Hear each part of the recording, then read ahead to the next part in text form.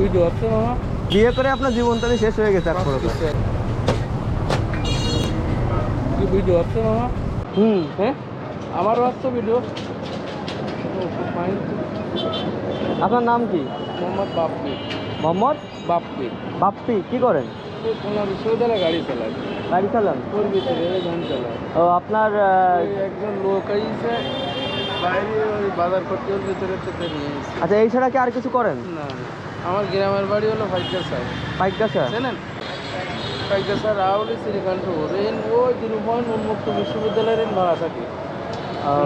আর ওই দুটো পোলা হলো, বড় পোলাটা হলো 8 উঠেছে, এবার নিয়ে আসছি, এখানে ভর্তি করায় নিয়ে নেয়। আর ছোটোটা এবারে মাদ্রাসা দিয়েছি ছোট।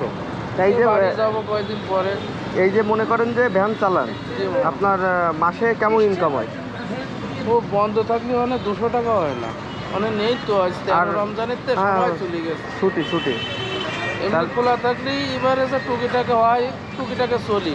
কিন্তু বাড়িওয়ালা একটু ওই 2-3 বাসায় কাজ করে, না করলেই করে করে আমি বাসা বাড়ি। ওই বড় ছেলেটা হলো ভর্তি করাতে পারিনি, 6,000 টাকা লাগবে।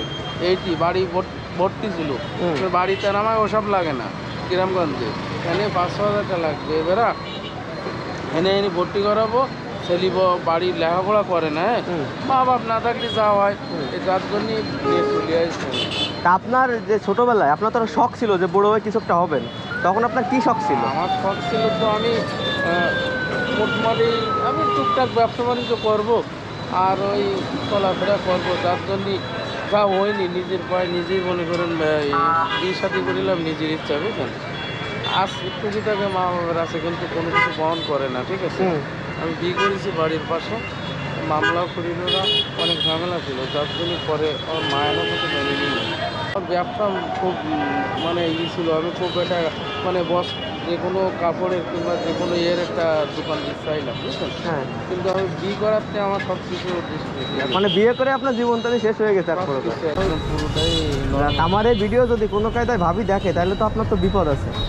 না না, ওরে আল্লাহ। ঠিক আছে মামা, থাকেন।